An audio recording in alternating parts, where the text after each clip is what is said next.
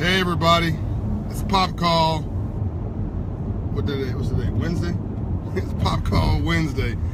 I'm moving so fast I don't know what day it is. This is my man Webster Pringle here. You know him. What's up? From the series. If you know Webster, you know I'm in Atlanta. So here in Atlanta, just arrived from California. John O'Brien, founder, chairman, CEO of Operation Hope, America's first nonprofit. Hey, Fraser Overton, Stacey Williams, all you joining, of Operation Hope, America's first nonprofit financial services network for the poor, the struggling class, the teetering class, those with too much month at the end of their money. People like you and me. I'm also founder and CEO of Bryan Group Ventures. So talking about rainbows after storms, when I was last here, by the way, the book, The Memo, comes out in September, pre-order your copy. When I was last in Atlanta, when I left, it was storming outside. And now it's beautiful and sunny. Look at how gorgeous this is out here. Look how beautiful that is. It is absolutely beautiful in Atlanta. So if you don't like Atlanta's weather, just wait long enough, it'll change, right? But rainbows only follow storms. You cannot have a rainbow without a storm first. It is a scientific fact that you cannot have a rainbow without a storm first. So I met at the airport just now a gentleman named Moses. Moses approached me when I was waiting for Webster. I was on the phone. He was very respectful. Hello, you're on the phone. So kudos, you're raised well, Moses. He said, look, my wife and I follow your series, and he told me the story of how he graduated, I believe, from Morehouse, and he had a 570 credit score, so he wasn't ashamed to admit he had a 570 credit score. There's no shame in making a mistake or being, you can make a mistake and not be a mistake. You can have a problem and not be a problem. There's no shame in falling down. Make sure you get up. Benjamin Mays, who was Dr. King's mentor in the civil rights, well, Dr. King's mentor, period, at Morehouse College, said the greatest sin is not failure, it's low aim. The greatest sin is not failure, it's low aim. Hey, Kawana Ali, hello back to you. Let me see here. Stacey Williams, thanks for your contribution to Memphis, Tennessee. Thank you, Stacey. I love Memphis, and I'm coming back. Andrew Young and I are coming back to do a documentary there called Dr. King's Last Flight. Where do we go from here? Chaos to Community, which is his last book, From Civil Rights to Civil Rights. Wait for us, we're coming back. So Moses, his credit score was 577, I believe he said. Hey, Derek, love you, man. And he said after watching this series, he just dedicated to not complaining about life, not being sorry for himself, but to get on his grind for civil rights and understand that he can take his life back. He now tells me he's at 699, Webster. 699 credit score. Isn't that cool? That's great. 699 credit score from 577, I believe is what he started at. So over 100 points in about a year. He started in 2016. And you can tell his self-esteem and his confidence, his belief system reflected the changes he's made in his life. We sat and had a photo together, spent some time talking for a moment. But I want to see these kind of successes all across this country. And when I walk up and the TSA agent says I'm 674, she's not giving me the first three digits of her phone number. She's telling me her credit score and telling me how proud she is of the changes that she's making. Hey, Kevin Bowling from Delaware. Sabrina Clark. Yes, Sabrina, he changed his credit score. Hey, Charlize from Chicago. Yes, he changed his credit score 100 plus points in a year with what I'm telling you to do and how I'm telling you to do it. There's no mystery here. Go to Operation Hope at operationhope.org. Go to one of my Hope Financial coaches in one of these communities and sign up for free. Hope 700 credit score community counseling. Tell your friends to sign up. Get your small business grind on, get your entrepreneurship grind on so you can become a small business owner like Webster here. You can't get a job, create a job, be employed, be your own employer. So part of the story was about Moses, but part of it is really, this week is the anniversary of the Rodney King riots. I'm going to meet with Secretary of the Treasury tomorrow in DC, Mnuchin, to brief him on our work during Financial Literacy Month. This month, Financial Literacy Month. But as I reflect on the Rodney King riots, which happened April 29th, 1992, that's how we were founded after the Rodney King riots on May 5th with the Bankers Bus Tour. What people don't know is when I started, this was anything like what we're talking about here. Hey Jennifer, hey James, Nelson's joined. It was not, hey Karan Hayward. This is not about people like you, like, yeah, this is cool, I want to join the movement. No, nothing like that. In fact, people were hating on me, and I use it as an inspiration for you to ignore the haters and drive right through your problems, over it, around it, through it, you're going to get to it. So we had a Bankers Bus Tour we did after the Rodney King riots to tour our neighborhood. So people were rioting, they were burning things down, people were watching on TV as if Beirut was burning, and nobody wanted to come in our neighborhoods. They just assumed that they were wastelands. And I know people don't invest in neighborhoods they don't reflect, respect, or understand. So I took some time to call some people I'd made some money in the banking and business world, to ask them to get on a bus tour with me. I arranged a bus tour, paid for the buses. The SWAT team required me to have a SWAT team with me because they were afraid of the safety of the people on the bus. Understandable, it was after the riot. Not one incident, by the way. And we toured the Bankers Bus Tour through South Central LA to focus on the investment potential in our neighborhoods. And that first tour was 18 people.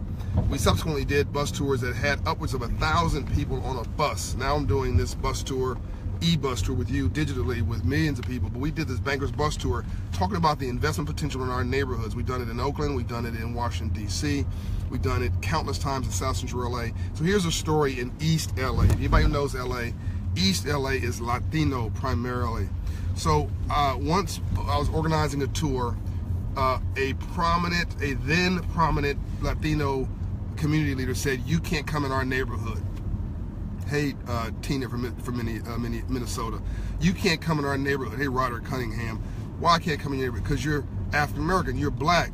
This is the Latino hood. This is the Latino community. You're not Latino, which is actually not true. The first slaves before the slaves came to the United States from Africa came to Mexico. I believe it was, in fact, the second president of Mexico in 1555 was mulatto of African descent. Don't mess me up on facts. I know my facts. And so you have a lot of, you actually have Afro-Latinos in Mexico and Latin America. What do you think Brazilians are, by the way, if not a combination of our Latino brothers with our African brothers? That's a whole other story. In fact, the largest population of people of African descent in the world, outside of Africa, the direct lineage without any mixture really,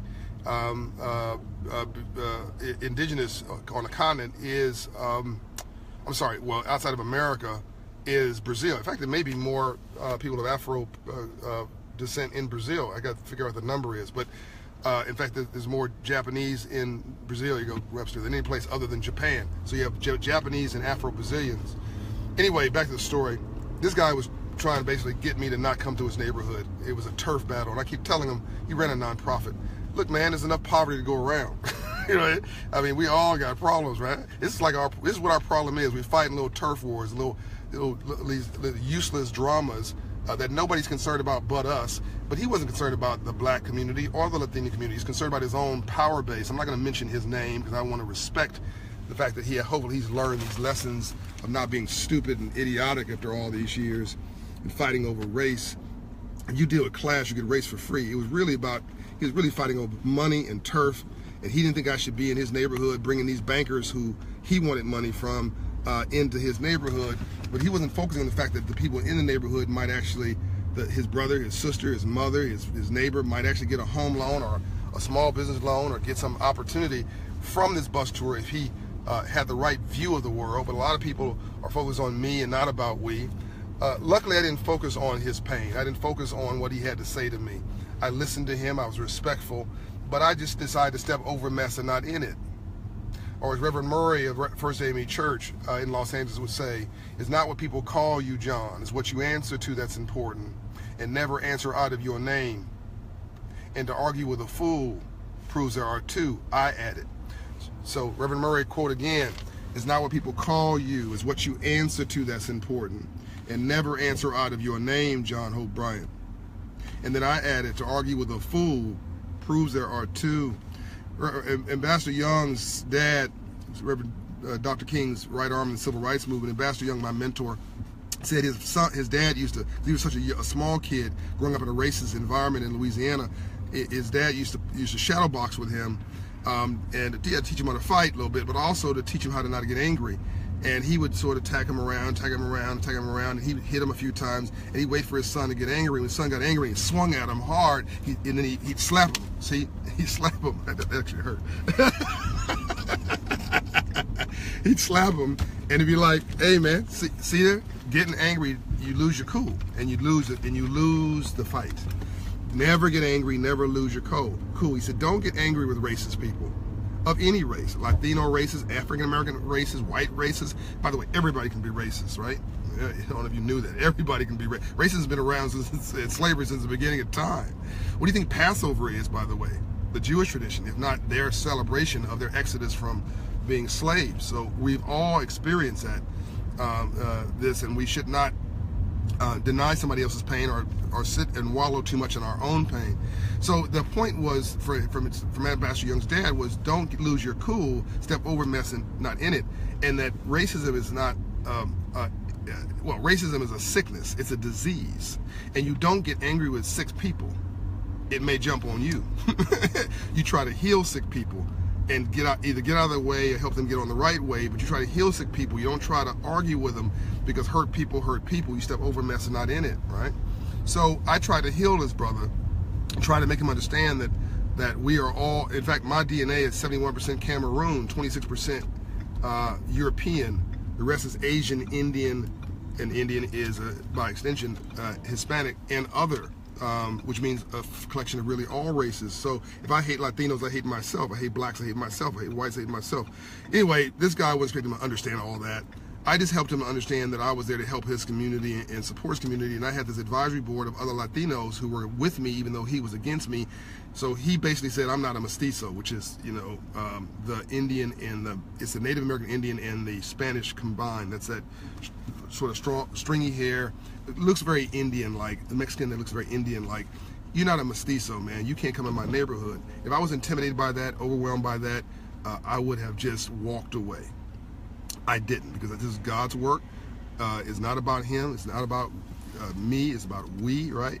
And I had a mission to accomplish. So basically, I ignored him, paid him respect. I ignored him. We did go on. I made sure I had an advisory board of other Latino leaders, so he wouldn't attack them because it would have embarrassed him. And we toured East LA, and it was one of our most successful tours. That tour was so successful, it impressed Congresswoman Rucia Roybal Allard, a Latino congresswoman from East LA, who then funded us $1 million to bring small business support to a Hope, what was then called a Hope Center in East LA, in Maywood, which had no banking services before we got there. We were the sole banking services in Maywood, where most people in Maywood thought a bank was a check casher. So step over mess and not in it. Don't let anybody keep you from your blessings. Understand that ignorance is rampant, okay? But just because somebody's ignorant and there's a disease called stupidity doesn't mean you got to join it too. To argue with a fool proves there are two, is what I said earlier. And you got to understand that your promise lays and sits oftentimes in your frustrations and in your pain. That oftentimes your promise sits in the midst of your pain and your challenges and your frustrations. If success was easy, everybody would be doing it. If success was easy, everybody would be doing it. If success was easy, everybody would be doing it. I hustle and I work every day. An entrepreneur works 18 hours a day to keep from getting a job, and I take no for vitamins, okay? I just don't get disappointed, and I don't let anybody tell me what I cannot do.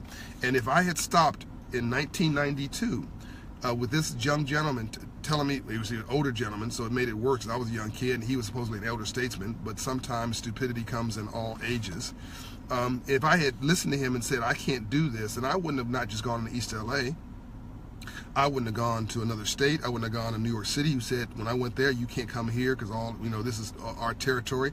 I wouldn't have gone into Tennessee, to the rural Tennessee, because people said, well, this is white poverty. You can't relate to us. I wouldn't have gone to Europe because you can't go to Europe, John, because you're black, whatever that means. You can't go. I wouldn't have gone to Africa, all these nations, because I went to Africa one day, and your brother reminded me in Africa, an African dude, a tribesman reminded me what they told what's my man's name? The big comedian, black comedian, huge comedian. This is embarrassing. Earthquake? No, they passed on. Huge comedian. I'm actually happy I can't say his name right now because you're gonna laugh at me when I say who he is because I blank on his name. But he went to Africa. This comedian went to Africa, black comedian, and said, asked this African dude, "So what tribe am I from?" And the guy looked at him, black African, looked at him and said, "Italian." So look, I'm proud to be of African descent. We're all from Africa, by the way. But if I was concerned about what somebody thought about me, I wouldn't go anywhere. And now I've been to 100 countries. And now we're active on 79 countries around the world. And now we are helping a large group of Latinos. We're helping a large group of our white, struggling brothers in rural America. Because when you don't help them, they don't want to help you. When you decide you're against them, they decide they're against you. And what did I say a couple weeks ago? If you deal with class, you get race for free. But hey, Yolanda Frazier, no, it's not Crawford. It's if I name this, when I name his name, you will all laugh at me. Robin Harris? No, it's bigger than that. Richard Pryor? Richard Pryor, that's what it is. Richard Pryor. It's really embarrassing. He's like the icon. It's really embarrassing. So if you deal with class, you get race for free, right? That poor people end up arguing with poor people about nothing. It's like these two hobos got kicked off of a train for non-payment, and one hobo said, "Man, I'm upset. These folks kicked me off this train. I'm upset." The other hobo said, "Yeah, I'm upset too." The first hobo said, "Well, I'm gonna buy this here train." Second hobo said, "I'm gonna sell it to you." They bros are so broke they can't pay attention, but one is going to buy the trains, one's going to sell it to. See how ridiculous this is? That broke people even argue about stupid stuff.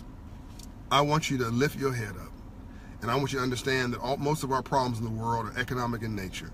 That before every social crisis is an economic crisis.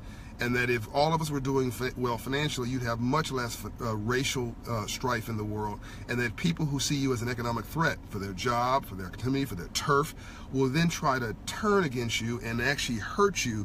But it's really not about you. It's about their own pain and their own insecurities. And you cannot make their pain yours. Again, if you get into that, then you become as sick as they are. And you begin to practice what I call to rationalize. And to rationalize is to tell rational lies. Hey, Roshinda, no, it's not Bernie Mac. It's Richard Pryor, which is really embarrassing. I should have that. Everybody should know who Richard Pryor is. I do too. I'm just a little tired today. I hope you guys enjoyed this. This is really a Rainbows After Storms little pop call snippet. I wanted to give Moses some love at the airport for raising his credit score 100.